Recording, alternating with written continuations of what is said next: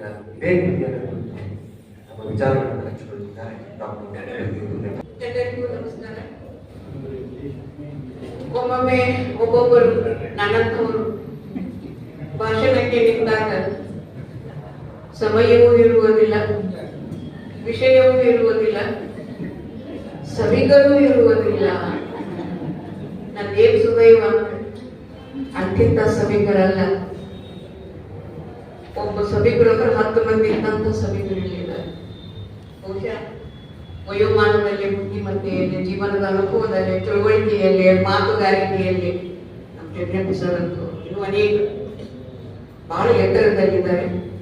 ಆದರೂ ರವಿ ಮಠ ಅವರು ನಾನು ಸ್ವಲ್ಪ ದೊಡ್ಡ ಮಾಡಿ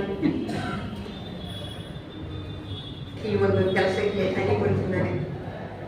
ಅವರಿಗೆ ಕೃತಜ್ಞತೆಗಳನ್ನು ಅರ್ಪಿಸುತ್ತಾ, ವೇದಿಕೆ ಮೇಲೆ ನಮ್ಮ ನಾಡಿನ ಖ್ಯಾತ ವೈದ್ಯ ಬ್ರಹ್ಮರು ಡಾಕ್ಟರ್ H.P. ರಾಜಶೇಖರ್ ಸರ್ ಅವರಿಗೆ ಅಪರೂಪದ ಜಿಲ್ಲಾಧಿಕಾರಿಯಾಗಿದ್ದಂತಹ, ಜೊತೆಗೆ ಸಾಹಿತ್ಯ ಸಂಸ್ಕೃತಿಯಲ್ಲಿ ಅಪಾರವಾದಂತಹ ಆಸಕ್ತಿಯನ್ನು ಹೊಂದಿರುವಂತಹ ಸನ್ಮಾನ್ಯ ಶ್ರೀ M.G. ಹಿರೇಮಠ ಸರ್ ಅವರಿಗೆ, ನಾವೆಲ್ಲ ನಮ್ಮ ಆಪ್ತ ವಲಯದಲ್ಲಿ ಇಂಥರ್ ಸರ್ ಅವರನ್ನ ಬಸವಣ್ಣ ಅಂತ ಕರೀತೇವೆ, ಮಹಾತ್ಮ ಬಸವಣ್ಣನ ಸಮಾನ ಅವರಿಗೆ, ಪ್ರಿನ್ಸಿಪಲ್ ಗವಿಗೌಡ ಸರ್ ಅವರಿಗೆ, ನಮ್ಮ ನಾಡಿನ ಇನ್ನೊಬ್ಬ ಶ್ರೇಷ್ಠ ವಾಗ್ಮಿ ಇದೀಗ ಬೆಳಗಾವಿ ಮಧು ಅಧ್ಯಯನ ಕುರಿತಾದ ವಿಚಾರಗಳನ್ನು ಮಂಡಿಸಿದಂತ ಡಾಕ್ಟರ್ B.S. ಮಾಳಿ ಸರ್ ಅವರಿಗೆ, ಗಣಾಚಾರ್ಯ ಅವರಿಗೆ, ಇಲ್ಲಿ ಕನ್ನಡಕ್ಕಾಗಿ ಕೈ ಎತ್ತಿ, ಕನ್ನಡಕ್ಕಾಗಿ ಕೊರಳೆತ್ತಿ ದುಡಿದಂತಹ, ಹೋರಾಡಿದಂತಹ ಒಬ್ಬ ಅಪರೂಪದ ಹಿರಿಯರು ಶಂಕರ್ ಕುಚಡಿ ಅವರಿದ್ದಾರೆ. ಅವರಿಗೆ ನಾನು ಇದೀಗ ಹೇಳಿದ್ದೆಲ್ಲ ಎಲ್ಲ ಪ್ರಾರ್ಥನೆ ಸಭಿಕರಾದಂತಹ ತಮಗೆಲ್ಲ ನನ್ನ ಶರಣಾರ್ಥಿಗಳು. ತಾವೆಲ್ಲ ಗಮನಿಸಿರುವ ಹಾಗೆ ಗೌರಿಮಠವರದು ಕ್ರಿಯಾಶೀಲ, ಅಧ್ಯಯನಶೀಲ, ಚಲನಶೀಲ ವ್ಯಕ್ತಿತ್ವ. ಶರಣರ ಪರಿಭಾಷೆಯಲ್ಲಿ ಏನು ಹೇಳಬೇಕು ಅಂದರೆ, ಗೌರಿಮಠವರು ನಿಜವಾದ ಅರ್ಥದಲ್ಲಿ ಜಂಗಮರು. ಹಾಗೆ ಜಾತಿ ಜಂಗಮ ಅಂತಲ್ಲ, ನಾವು ಎಲ್ಲಿಯವರೆಗೆ ಇವೆಲ್ಲ ಇಲ್ಲಿ ಬಂದಿರಲ್ಲ, ಎಲ್ಲಿಯವರೆಗೆ ಚಲನಶೀಲರಾಗಿರ್ತೇವೆ, ಹಿಂಗೆಲ್ಲ ಅಡ್ಡಾಡ್ಕೊಂತ ಇರ್ತೇವೆ, ಎಲ್ಲಿಯವರೆಗೆ ಚೈತನ್ಯಶಾಲಿಗಳಾಗಿರ್ತೇವೆ, ಕ್ರಿಯಾಶೀಲರಾಗಿರ್ತೇವೆ, ಏನನ್ನಾದರೂ ಒಳ್ಳೆಯದನ್ನು ಮಾಡ್ತಾ ಇರ್ತೇವೆ, ಅಲ್ಲಿಯವರೆಗೆ ನಾವು ಜಂಗಮರು. ಎಲ್ಲಿಯವರೆಗೆ ನಿಷ್ಕ್ರಿಯ ಇರ್ತೇವೆ, ಅಲ್ಲೇ ಮಣಿ ಮೂಲೆಗಳು ಕೂತ್ಕೊಳ್ತೇವೆ, ಗಲ್ಲಿನ ಉಣ್ಣೋದು, ತಿನ್ನೋದು, ಮಲಗೋದು ಮಾಡ್ತೇವೆ, ಅವು ನಾವೆಲ್ಲ ಸ್ಥಾವರ ಆಗ್ತೇವೆ. ಆ ಹಿನ್ನೆಲೆಯಲ್ಲಿ ಈ ಜಂಗಮ ತತ್ವ ಮತ್ತು ಸ್ಥಾವರ ತತ್ವದ ನಡುವೆ ಬಹಳಷ್ಟು ವ್ಯತ್ಯಾಸ ಇಲ್ಲ. ಗೌರಿಮಠವರು ಅವರ ಅನೇಕ ಸಲ ಹೇಳ್ತಿರ್ತಾರೆ, ಗುರಿ ಇಲ್ಲದ, ದೃಢ ಇಲ್ಲದೆ ನಾವೇನಾದರೂ ಬದುಕಿದರೆ ಬದುಕಿಗೆ ಅವಮಾನ ಮಾಡಿದಂತೆ, ಸಾಧನೆ ಇಲ್ಲದೆ ಸತ್ತರೆ ಸಾವಿಗೆ ಅವಮಾನ ಮಾಡಿದಂತೆ ಅಂತ ಮಾತು ಹೇಳ್ತಿರ್ತಾರೆ ಅವರು. ಆ ಹಿನ್ನೆಲೆಯಲ್ಲಿ ಏನಾದರೂ ಒಂದು ಕೆಲಸ ಕಾರ್ಯದಲ್ಲಿ, ವಿಶೇಷವಾಗಿ ಬರಹ ಕೃಷಿಯಲ್ಲಿ ಅವರು ತಮ್ಮನ್ನು ತೊಡಗಿಸಿಕೊಂಡಿರ್ತಾರೆ. ನೀವೆಲ್ಲ ವಾಟ್ಸಪ್ ಗ್ರೂಪ್ ದಿನ 10 ಮೆಸೇಜ್, ಕನ್ನಡ ನಾಡು ನುಡಿ, ಇದೆಲ್ಲ ಅದೆಲ್ಲ ಭಾಷೆ, ಅನೇಕ ವಿಷಯಗಳಿಗೆ ಸಂಬಂಧಿಸಿದ ಹಾಗೆ ಬಹಳ ವಿದ್ವತ್ಪೂರ್ಣವಾದಂಥ ವಿಚಾರಗಳನ್ನ ವಿನಿಮಯ ಮಾಡಿಕೊಳ್ತಾ ಇರ್ತಾರೆ. ಅದಕ್ಕೆ ಅವರು ಅಷ್ಟೆಲ್ಲ ಏನಾದರೂ ಮಾಡದೇ ಇರ್ತಾರಲ್ಲ, ಅದನ್ನೆಲ್ಲ ನಾನು ಗಮನಿಸುವಾಗ ಚನ್ವೀರ್ ಕರ್ಮಿ ಅವರು ಒಂದು ಮಾತು ನೆನಪಾಯಿತು. ಸೂರ್ಯನಿಗೆ ಚನ್ವೀರ್ ಕರ್ಮಿ ಅವರು ಕೇಳ್ತಾರೆ, ಕೆಲಸವಿಲ್ಲದೆ ಬೇರೆ ಕೆಲಸವಿಲ್ಲವೇ ನಿನಗೆ? ಏನ್ ಮುಂಜಾನೆ 6 ಗಂಟೆಗೆ ಶುರುವಾಗ್ತಂದು ಬೆಳಕು ಶಾಖ ಕೊಡ್ಬೋದು, ಮುಗಿದ್ಕೊಂಡ 1 ಮಿನಿಟು ರೆಸ್ಟ್ ಇಲ್ಲ, ಕೆಲಸವಿಲ್ಲದೆ ಬೇರೆ ಕೆಲಸವಿಲ್ಲವೇ ನಿನಗೆ ಅಂತ. ನಮ್ಮ ಗುರುಮಠನವರಿಗೆ ಈಗೆಲ್ಲ ಬರುವುದು ಬಿಟ್ಟು ಮತ್ತೆ ಬೇರೆ ಕೆಲಸವೇ ಇಲ್ಲ, ಅತ್ಯುತ್ತಮವಾದಂತಹ ಕೆಲಸಕ್ಕೆ ನಮ್ಮನ್ನು ಅನುಗರಿಸಿಕೊಂಡಿದ್ದಾರೆ. ಆ ಒಂದು ನಡೆ ಏನಿದೆಯಲ್ಲ, ಅದು ಆದರ್ಶ ಮತ್ತು ಅನುಕರಣೀಯ ಅನ್ನೋದನ್ನ ನಾವು ವಿಶೇಷವಾಗಿ KL ಸಂಸ್ಥೆಯ ಬಗ್ಗೆ, ಡಾಕ್ಟರ್ ಪ್ರಭಾಕರ್ ಕೋರೆ ಅವರ ಬಗ್ಗೆ, ಕನ್ನಡ ಭಾಷೆ ನೆಲ ಜಲ ಇದ್ರ ಬಗ್ಗೆ, ರಂಗಭೂಮಿಯ ಬಗ್ಗೆ, ನಮ್ಮ ಮರಾಠಿ ಅವರಿಗೆ ಅಡ್ಗೆಯವರೆಲ್ಲ ಇದ್ದಾರೆ, ಅದ್ರ ಬಗ್ಗೆ ಬರೆಯುವುದಂದ್ರೆ ನಮ್ಮ ಪ್ರಿನ್ಸಿಪಾಲ್ ಗೌರಿಮಠ ಸರ್ ಅವರಿಗೆ ಅದ್ರ ಬಗ್ಗೆ ಎಷ್ಟು ಬರೆದ್ರು, ಏನು ಬರೆದ್ರು ಸಮಾಧಾನ ಇರುವುದಿಲ್ಲ, ತೃಪ್ತಿ ಇರುವುದಿಲ್ಲ. ಹಾಗೆ ನಿರಂತರ ಕೃಷಿಯಲ್ಲಿ ಇದೀಗ ಅನೇಕರು ಹೇಳಿದ ಹಾಗೆ ಇತಿಹಾಸಕಾರರು ಗುರುತಿಸಿಕೊಂಡಿರುವಂತವರು, ಗೌರವಿಸಲ್ಪಟ್ಟಿರುವಂತವರು ಸರ್ಜು ಕಾಟ್ಕರ್ ಅವರು ಬಹಳ ನನಗೆ ಆ ಮಾತು ಬರೆಸಿಕೊಂಡು ಗವಿಮಠ ಸರ್ ಅವರ ಬಗ್ಗೆ ಒಂದು ಮಾತು ಬರೀತಾರೆ, ಬಹಳ ಮುಟ್ಟಿನಂತ ಮಾತು. ಅವ್ರು ಹೇಳ್ತಾರೆ, ಇವತ್ತು ಫಗು ಹೊಳಕಟ್ಟಿಯವರ ಪರಿಶ್ರಮದ ಫಲವಾಗಿ ನಮಗೆ ಬಸವಣ್ಣ ಮತ್ತು ಇತರ ವಚನಕಾರರು ದೊರೆತಿದ್ದಾರೆ. ಗವಿಮಠರ ನಿರಂತರ ಶ್ರಮದ ಫಲವಾಗಿ ನಮಗೆ ಇವತ್ತು ಕೇಳಿ ಇತಿಹಾಸ ದೊರೆತಿದೆ ಎನ್ನುವಂತ ಮಾತನ್ನು ಬಹಳ ಅದ್ಭುತವಾಗಿರುವಂತಹ ಒಂದು ಮಾತು, ನಿಜವಾದಂತಹ ಮಾತು. ನಮ್ಮ ಕೇಲಿ ಸಂಸ್ಥೆಯ ಮಾಜಿ ಅಧ್ಯಕ್ಷರಾಗಿದ್ದಂತಹ ಶಿವಾನಂದ ಕೌಸಲ್ಯ ಅವರು ಹೇಳ್ತಾರೆ, municipal government is A walking encyclopaedia of Cayley society. ಅನೇಕರು ಬಹಳ ಅದ್ಭುತವಾದಂತಹ ವಿಚಾರಗಳನ್ನ ಅವರ ಬಗ್ಗೆ ಹೇಳಿರುವಂತಹ ನಿತ್ಯ ಚಲಿಸುವ ಪ್ರಸಾರಂಗ ನಮ್ಮ ಡಾಕ್ಟರ್ ಮಹೇಶ್ ಗುಂಡೋಳವರು ಇದ್ದಾರೆ, ನಿತ್ಯ ಅವರು ಪ್ರಸಾರದ ನಿರ್ದೇಶಕರು. ನಿತ್ಯ ಚಲಿಸುವ ಪ್ರಸಾರಂಗ ಹೇಳಿದ್ದಾರೆ. ತಮಗೀಗಾಗಲೇ ಗೊತ್ತಿರುವ ಹಾಗೆ 55ನೇ ಬೆಳಗಾವಿ ಒಂದು ಅಧ್ಯಯನ ಅತ್ಯಪೂರ್ವವಾಗಿರುವಂತ, ನಾವೆಲ್ಲ ನಮ್ಮ ಮನೆಯ ವಾಚನಾಲಯಗಳಲ್ಲಿ ಶೆಲ್ಫ್ಗಳಲ್ಲಿ ಆಯ್ಕೆಯಿಸಿಕೊಳ್ಳಬೇಕಾಗಿರುವಂತ ಒಂದು ಅರ್ಥದಲ್ಲಿ ನಮ್ಮ ವಾಚನಾಲಯಗಳಿಗೆ ಭೂಷಣಪ್ರಾಯವಾಗಿರುವಂತಹ ಒಂದು ಗ್ರಂಥ ಇವತ್ತು ಬಿಡುಗಡೆಗೊಂಡಿದೆ. ನಾನು ಇದೀಗ ಹೇಳಿದ ಹಾಗೆ ಕೇಳಿ ಸಂಸ್ಥೆ ಬಗ್ಗೆ ಪ್ರಭಾಕರ್ ಕೋರೆಯವರ ಕುರಿತಾಗಿ, ನಾಡುನುಡಿಯ ಕುರಿತಾಗಿ ಸಾಕಷ್ಟು ಕೃತಿಗಳನ್ನ ಗೌರ್ಮೆಂಟ್ ಅವರು ರಚಿಸಿದ್ದಾರೆ. ಇವತ್ತು ಬಿಡುಗಡೆಗೊಂಡಿರುವಂತಹ ಗ್ರಂಥ ಎಂಥದ್ದು ಅಂತ ಹೇಳ್ತಾರೆ. ಈ ಜಗತ್ತಿನೊಳಗೆ ಎರಡು ತರದ ಪ್ರಕಾರದ ಪುಸ್ತಕಗಳಿವೆ. ಒಂದು ಕೈ ತೊಳೆದುಕೊಂಡು ಮನಸ್ಸು ಮಡಿ ಮಾಡಿಕೊಂಡು ಮುಟ್ಟಬೇಕಾದ ಪುಸ್ತಕ, ಓದಬೇಕಾದ ಪುಸ್ತಕ. ಇನ್ನು ಕೆಲವು ಪುಸ್ತಕ ನಾವು ಓದಿ ಕೈ ತೊಳ್ಕೊಂಡ ಮನಸ್ಸೇ ಮಲಿನಾಗಿರ್ತದಲ್ಲ ಅದನ್ನೆಲ್ಲ ಸ್ವಚ್ಛ ಮಾಡಿಕೊಂಡಿರ್ಬೇಕಾಗಿರುವಂತಹ ಪುಸ್ತಕ. ನಾವು ಇವತ್ತೇನು ಬಿಡುಗಡೆಗೊಂಡಿದೆಯಲ್ಲ, ಲೋಕಾರ್ಪಣೆಗೊಂಡಿರುವಂತಹ ಗ್ರಂಥ, ಅದು ಕೈ ತೊಳೆದುಕೊಂಡು ಮನಸ್ಸು ಮಡಿ ಮಾಡಿಕೊಂಡು ಯಾಕೆ ಓದಬೇಕಾದಂತಹ ಪುಸ್ತಕ? ಯಾಕೆ ಅಂದ್ರೆ ಬೆಳಗಾವಿಯ ಬಗ್ಗೆ ಸಮಗ್ರ ವಿವರಗಳನ್ನು ನೀಡುವಂತಹ ಗ್ರಂಥ. ಆ ಹಿನ್ನೆಲೆಯಲ್ಲಿ ಬೆಳಗಾವಿಯ ಕುರಿತಾದಂತಹ ನಮ್ಮ ತಿಳುವಳಿಕೆಯ, ನಮ್ಮ ಜ್ಞಾನದ ಕ್ಷಿತಿಜವನ್ನ ಹಿಗ್ಗಲಿಸುವಂತ, ಪರಿಧಿಯನ್ನು ಹಿಗ್ಗಲಿಸುವಂತಹ ಒಂದು ಕೃತಿ ಅನ್ನೋದನ್ನು ನಾವು ಬರೆಯುವುದಾಗಿಲ್ಲ. ಬಹಳ ಆಸಕ್ತಿಯಿಂದ, ಅಭಿಮಾನದಿಂದ, ಜೊತೆಗೆ ಬಹಳ ಆಳವಾದಂತಹ ಒಂದು ಅಧ್ಯಯನದಿಂದ, ಚಿಂತನೆಯನ್ನ ನಡೆಸಿ ಅವರು ಗ್ರಂಥವನ್ನು ಬರೆದಿದ್ದಾರೆ. ಬೆಳಗಾವಿಯ ಭೌಗೋಳಿಕ ಪರಿಸರ, ಅದರ ಇತಿಹಾಸ, ಅದರ ಸಂಸ್ಕೃತಿ, ಸಾಹಿತ್ಯ, ರಂಗಭೂಮಿ, ವಿಶೇಷವಾಗಿ ನಮ್ಮ ಬೆಳಗಾವಿಯಲ್ಲಿರುವಂತಹ ಸಾಹಿತ್ಯಿಕ ಮತ್ತು ಸಾಮಾಜಿಕ ಸಂಘಟನೆಗಳ ಕುರಿತಾಗಿ, ಈ ಬೆಳಗಾವಿಯಲ್ಲಿರುವಂತಹ ಈ ವಿಗತ್ ಪರಂಪರೆ ಎಲ್ಲ ತಾವೆಲ್ಲ ಇದ್ದೀರಲ್ಲ, ಆ ಪರಂಪರೆಯ ಕೊಂಡಿಗಳಾದಂತಹ ತಾವೆಲ್ಲ ಶಶಿಧರ್ ಅವರು, ನಮ್ಮ ಮುರಳೀಸರು, ಬಿ.ಟಿ. ಚಂಪನೂರು, ಚಳವಾಯಿಯವರು, ಡಾಕ್ಟರ್ ಮಾನವಿಯವರು, ಇವರೆಲ್ಲ ಅದ್ಭುತವಾದಂತಹ ಕೊಡುಗೆಯನ್ನು ಬೇರೆ ಬೇರೆ ಕ್ಷೇತ್ರಗಳಿಗೆ, ಸಮಾಜದ ಬೇರೆ ಬೇರೆ ಕ್ಷೇತ್ರಗಳಿಗೆ ನೀಡಿದಂಥವ್ರು. ಅದರಲ್ಲಿ ಅನೇಕ ಸೋದರಿಯರಿದ್ದಾರೆ. ಒಬ್ಬ ಅತ್ಯಂತ ಸಣ್ಣ ವಯಸ್ಸಿನಲ್ಲಿ ಆರೋಗ್ಯಾಧಿಕಾರಿ, ಎಷ್ಟು ಚೆನ್ನಾಗಿ ಅವರೆಲ್ಲ ಬರೀತಾರೆ. ವಾಸಂತಿ ಅಕ್ಕ, ಸುತ್ತ ಸೊಲ್ಲಾಪುರೆಯವರು, ಸುಮಾ ಕಿತ್ತೂರವರು, ನಮ್ಮ ಡಾಕ್ಟರ್ ಮಾಸ್ತಿ ಮಠರು, ಎಲ್ಲ ವಿದ್ವತ್ ಪರಂಪರೆ ಇಲ್ಲಿದೆ. ಈ ವಿದ್ವತ್ ಪರಂಪರೆಯ ಕುರಿತಾಗಿ ಕೂಡ ಇಲ್ಲಿ ಬರೀತಾರೆ. ಮಾಯಿ ಸರ್ ಅವರು ಹೇಳಿದ ಹಾಗೆ ಈ ಗ್ರಂಥದಲ್ಲಿ ಗವಿಮಠ ಸರ್ ಅವರ 7 ಲೇಖನಗಳನ್ನು ಒಳಗೊಂಡು 11 ಜನ ನಾಡಿನ ವಿದ್ವಾಂಸರು 17 ಲೇಖನಗಳಲ್ಲಿ ಬಹಳ ಸಂಶೋಧನಾತ್ಮಕವಾಗಿ, ಮಾಹಿತಿಪೂರ್ಣವಾಗಿ, ಅಭ್ಯಾಸಪೂರ್ಣವಾಗಿ ಸುಮಾರು 200 ಪುಟಗಳ ವ್ಯಾಪ್ತಿಯಲ್ಲಿ ಅನೇಕ ಬೆಳಗಾವಿಯ ಕುರಿತಾದಂತಹ ಅನೇಕ ವಿಷಯಗಳನ್ನು ಪ್ರಸ್ತಾಪ ಮಾಡಿದ್ದಾರೆ. ಬಹಳ ಮುಖ್ಯವಾದಂತಹ ಒಂದು 7 ಅಧ್ಯಾಯಗಳಿರುವುದನ್ನ, 7 ಲೇಖನಗಳು, ಗುಣವಾದಂತಹ ಲೇಖನಗಳನ್ನು ಗವಿಮಠ ಅವರು ಬರೆದಿದ್ದಾರೆ.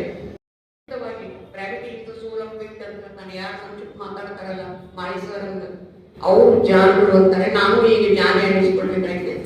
ಕೆಲವು ವಿಶೇಷವಾದಂತಹ ಹೈಲೈಟ್ಸ್ ಅಂತಾರೆ ಸಂಗತಿಗಳನ್ನ ನಾನಿಲ್ಲಿ ಪ್ರಸ್ತಾಪ ಮಾಡ್ತಾ ಇದ್ದೇನೆ. ವೇಣು ಗ್ರಾಮದ ಮೂಲ ಇತಿಹಾಸ ಅನ್ನುವಂಥ ಬಹಳ ಅದ್ಭುತವಾದ ಒಂದು ಲೇಖನವನ್ನ ಡಿ.ಎಸ್. ಗವಿಮಠ ಅವರು ಬರೆದಾರೆ. ಅದರೊಳಗೆ ವಿನಾಯಕ ಬೆಳೆಯನ್ನ ಅವರು ಹೇಳಿದ್ರಲ್ಲ, ಅದು ಮರಾಠಿಯಿಂದ ಕನ್ನಡಕ್ಕೆ ಆ ಲೇಖನವನ್ನು ತರ್ಜುಮೆ ಮಾಡಿದ್ದಾರೆ.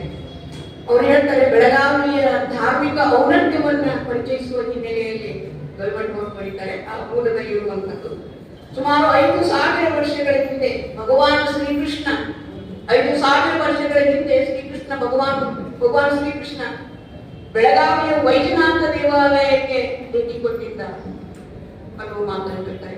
ಯೇಸು ಕ್ರಿಸ್ತ ಹುಟ್ಟುವ 400 ವರ್ಷ ಪೂರ್ವದಲ್ಲಿ ಅವರು ಹೇಳ್ತಾರೆ ಒಡಗಾವಿ ನಗರ ಕೇಂದ್ರಗಳಾಗಿತ್ತು. ಆಮೇಲೆ ನಾವು ಕೋಟೆಯ ಒಳಗೆ ಕಮಲ ಬಸದಿ ಇದೆ. ಅದು ಹೇಗೆ ನಿರ್ಮಾಣ ಮಾಡಲ್ಪಟ್ಟಿತ್ತು, ಅದರ ಹಿಂದಿನ ಉದ್ದೇಶ ಏನು ಅನ್ನೋದನ್ನು ಬಹಳ ಚೆನ್ನಾಗಿ ಬೆಳೀತಾರೆ. ಅವ್ರು ಹೇಳ್ತಾರೆ, ಶತಶತಮಾನಗಳ ಹಿಂದೆ ಒಬ್ಬ ಕುಂತಮಾರ ಅಂತ ಒಬ್ಬ ಅರಸ ಇದ್ದ ಬೆಳಗಾವಿಯನ್ನು ಆಳಿದವರು. ಬಹಳ ಆಧ್ಯಾತ್ಮ ಜೀವಿ. ಅವರು ಒಂದ್ಸಲ 108 ಜೈನ ಮುನಿಗಳು ಇಲ್ಲಿ ಬೆಳಗಾವಿ ಭಾಗದಲ್ಲಿ ಸಂಚರಿಸ್ತಾ ಇದ್ದಾರೆ ಅಂತ ಗೊತ್ತಾಯ್ತು. ಅವ್ರ ದರ್ಶನ ತೆಗೆದುಕೊಳ್ಬೇಕು ಅಂತ ಪತ್ನಿಯ ಜೊತೆಗೆ, ಅಂಗರಕ್ಷಕರ ಜೊತೆಗೆ, ಅಧಿಕಾರಿಗಳ ಜೊತೆಗೆ ಬಂದ. ಅಲ್ಲಿ ಅನುಗುಣಗಳು ಆ ಕಾಲದಲ್ಲಿ ದಟ್ಟಾರಣ್ಯ, ಅಲ್ಲಿ ಒಳಗೆ ಹೋದ ಅಂಗರಕ್ಷಕರ ಜೊತೆಗೆ. ನಿಮ್ಗೆ ಗೊತ್ತಿದೆ, ನಮ್ಮ ಕೆಂಪನವರು ಸರ್ ಜೈನ ಮುನಿಗಳು ಸಂಜೆ ಆದ್ಮೇಲೆ ಮಾತಾಡುವುದಿಲ್ಲ, ಪ್ರಸಾದ ತೆಗೆದುಕೊಳ್ಳುವುದಿಲ್ಲ, ಸಂಚಾರ ಮಾಡುವುದಿಲ್ಲ. ಅವರು ಆ ದಟ್ಟಾರಣ್ಯದೊಳಗಿದ್ರು 108 ಜೈನ ಮುನಿಗಳು. ಈ ಅರಸ ಅವ್ರ ದರ್ಶನ ತೆಗೆದುಕೊಳ್ಳಿಕ್ಕೆ ಹೋದ ಹುಡುಕಿದ, ಅವರು ಸಿಗಲಿಲ್ಲ. ಬಹಳ ನಿರಾಸೆಯಿಂದ ತಿರುಗಿ ಬರುವಾಗ ಒಂದು ಅಂಗರಕ್ಷಕ ಹಿಲಾಲ ಬಹಳ ಕತ್ತಲಾಗಿತ್ತು. ಅದು ಹಿಲಾಲ ಬೆಳಕಿಗಳು ಬರ್ತಾ ಇತ್ತು. ದುರ್ದೈವದಿಂದ ಕೊಳ್ಳಿ ಒಂದು ಬಿರುದು ಒಳಗಿದ್ದಂತಹ ಮರ ತಾಯಿತು. ಇಡೀ ಕಾಡಿಗೆ ಬೆಂಕಿ ಹಚ್ಚಿಬಿಡಿದು ಆ ಜೈನ ಮುನಿಗಳೆಲ್ಲ ಜನೈಕ್ಯರಾದರು. ಅದನ್ನು ತಿಳಿದ ಮೇಲೆ ಕುಂತಮಾರಾಯ ಆ ಅರಸನಿಗೆ ಬಹಳಷ್ಟು ನೋವು ಅನಿಸ್ತು, ಪಶ್ಚಾತ್ತಾಪ ಪಟ್ಟ. ಆ ಪಶ್ಚಾತ್ತಾಪದ ದ್ಯೋತಕವಾಗಿ ಅವನು 108 ಬಸದಿಗಳನ್ನು ಬೆಳಗಾವಿ ಸುತ್ತಮುತ್ತಲ ಪ್ರದೇಶದಲ್ಲಿ ನಿರ್ಮಾಣ ಮಾಡಿದ. ಅದರಲ್ಲಿ ಕಮಲ ಬಸದಿ ಒಂದು ಅನ್ನುವಂಥ ವಿಚಾರ, ಅದನ್ನ ಪಡೆದವರು ಮರಾಠಿಯಲ್ಲಿ ಬರುವುದನ್ನು ಪ್ರಿನ್ಸಿಪಲ್ ರವಿಭಟ್ ಈ ಗ್ರಂಥದಲ್ಲಿ ತಮ್ಮ ಲೇಖನದಲ್ಲಿ ಪ್ರಸ್ತಾಪ ಮಾಡ್ತಾರೆ. ನಮಗೆಲ್ಲ ಗೊತ್ತಿರುವ ಈ ಬೆಳಗಾವಿಯನ್ನ ಶಾತವಾಹನರನ್ನು ಒಳಗೊಂಡು ರಾಜಪುತ್ರರು, ಯಾದವರು, ವಿಜಯನಗರದ ಅರಸರು ಇವರೆಲ್ಲ ಬಹುಮನಿ ಸುಲ್ತಾನರು, ಬಿಜಾಪುರದ ಆದಿಶಾಹಿಗಳು, ಜೊತೆಗೆ ಅನೇಕ ಶಿವಾಜಿ, ಮರಾಠಿ ಇವರೆಲ್ಲ ಆಳಿದರು. ಅದರಲ್ಲಿ ಅಸದ್ ಖಾನ ಅನ್ನುವಂಥ ಒಬ್ಬ ಆದಿಶಾಹಿಗೆ ಅವನ ಆ ಅರಸನ ದಂಡನಾಯಕನಾಗಿದ್ದಂತಹ, ಆಮೇಲೆ ಮುಖ್ಯಮಂತ್ರಿಯಾಗಿದ್ದಂಥವನು. ಅವನು ಬಹಳ ಚತುರನಾಗಿದ್ದ. ಅವನು ಆದಿಲ್ಶಾಹನಿಗೆ ಮತ್ತು ಬಿಜಾಪುರ ಆದಿಲ್ಶಾಹನಿಗೆ ಮತ್ತು ಬಹುಮನಿ ಸುಲ್ತಾನರ ನಡುವೆ ನಡೆದಂತಹ ಯುದ್ಧದಲ್ಲಿ ಆದಿಲ್ಶಾಹನ ಜೀವವನ್ನು ರಕ್ಷಣೆ ಮಾಡಿದ. ಬಹಳ ಸಂತೋಷಗೊಂಡಂತಹ ಆದಿಲ್ಶಾಹ ಅವನಿಗೆ ಈ ಬೆಳಗಾವಿ ಈ ಅಸದ್ ಖಾನ ಬೆಳಗಾವಿಯನ್ನ 1811ರಿಂದ 1849ರವರೆಗೆ 38 ವರ್ಷಗಳವರೆಗೆ ಬೆಳಗಾವಿಯನ್ನ ಆಳಿದ ಅನ್ನುವಂಥ ಮಾತನ್ನ ಬರೀತಾರೆ. ಹಾಗೆಯೇ ಶಹಾಪುರ ಆದಿಲ್ಶಾಹನ ಆಡಳಿತದಲ್ಲಿ ನಿರ್ಮಾಣ ಆಯಿತು. ಆನಂತರ ಶಿವಾಜಿ ಅವನನ್ನು ಸೋಲಿಸಿ ಅನೇಕ ಕೋಟೆಗಳನ್ನೆಲ್ಲ ನಿರ್ಮಾಣ ಮಾಡಿದ. ಈ ಕೋಟೆಗಳ ಮುಖಾಂತರ ಅನೇಕ ರಾಜರುಗಳನ್ನ ಸೋಲಿಸಿದ ಅನ್ನುವಂಥ ಎಲ್ಲ ಐತಿಹಾಸಿಕ ವಿಷಯಗಳನ್ನೆಲ್ಲ ಬರೀತಾರೆ. ಆಮೇಲೆ ಬ್ರಿಟಿಷರು ಬೆಳಗಾವಿಯಲ್ಲಿ ಸಾಕಷ್ಟು ಅಭಿವೃದ್ಧಿಯನ್ನ ಮಾಡಿದರು ಅನ್ನುವಂಥ, ಅದು ರಸ್ತೆ ನಿರ್ಮಾಣ ಇದ್ದಿರ್ಬೋದು, ರೈಲು ಮಾರ್ಗ ಇದ್ದಿರ್ಬೋದು, ಕರೆಕ್ಷನ್ ಸ್ಕೂಲ್ ಇದ್ದಿರ್ಬೋದು, ಸೈನಿಕ ಠಾಣೆ ನಿರ್ವಹಣೆ ಇದ್ದಿರ್ಬೋದು. ವಿಶೇಷವಾಗಿ ವ್ಯಾಕ್ಸಿನ್ ಡಿಪೋ ಅಂತ ಒಂದು ಅಲ್ಲಿ 40 ಮಿಲಿಯನ್ ಮೈಲಿಬೇಲಿಯನ್ನ ಕಳೆಯುವಂತಹ, ಗುಣಪಡಿಸುವಂತಹ ವ್ಯಾಕ್ಸಿನ್ ತಯಾರಿಕೆಯ ಒಂದು ಪ್ರದೇಶ. ಈಗಲೂ ಕೂಡ ಅದು ಅನೇಕ ಮೆಡಿಸಿನಲ್ ಪ್ಲಾಂಟ್ಸ್ಗಳಿಗೆ ತುಂಬಿರುವುದನ್ನು ನಾವು ನೋಡ್ತೇವೆ ಅನ್ನುವಂಥ ಮಾತನ್ನು ಈ ಹೊಸ ವಿಷಯವನ್ನು ಪ್ರಸ್ತಾಪ ಮಾಡ್ತಾರೆ. ಈಗಲೂ ಕೂಡ ಅಲ್ಲಿ ಸಸ್ಯ ಸಂಪತ್ತಿದೆ, ಪಶು ಪಕ್ಷಿಗಳೆಲ್ಲ ಅನೇಕ ಜನ ವಾಯುವಿಹಾರಕ್ಕೆಲ್ಲ ಹೋಗ್ತಾ ಇದ್ದಾರೆ. 1959ರಲ್ಲಿ ಬೆಳಗಾವಿಯಲ್ಲಿ ಮುನ್ಸಿಪಾಲಿಟಿ ರಚನೆಯಾಯಿತು. ಸ್ವಾತಂತ್ರ್ಯ ಸಂಗ್ರಾಮದಲ್ಲಿ ವಿಶೇಷವಾಗಿ ಬೆಳಗಾವಿಯ ಬೈತಾರೆ 5,000ಕ್ಕೂ ಹೆಚ್ಚು ಜನ ಇದ್ದಾರೆ ಸ್ವಾತಂತ್ರ್ಯ ಸಂಗ್ರಾಮದಲ್ಲಿ ಪಾಲ್ಗೊಂಡು. ವಿಶೇಷವಾಗಿ ಗಂಗಾಧರರಾವ್ ದೇಶಪಾಂಡೆ ಅವರು ಅನೇಕ ಸಭೆಗಳನ್ನ ಸಂಘಟನೆ ಮಾಡಿ ಕ್ವಿಟ್ ಇಂಡಿಯಾ ಚಳವಳಿಯಲ್ಲಿ ಅನೇಕ ಸ್ವಾತಂತ್ರ್ಯ ಸಂಗ್ರಾಮದ ಚಳವಳಿಯಲ್ಲಿ ಪಾಲ್ಗೊಂಡರು ಅನ್ನುವಂಥದ್ದು.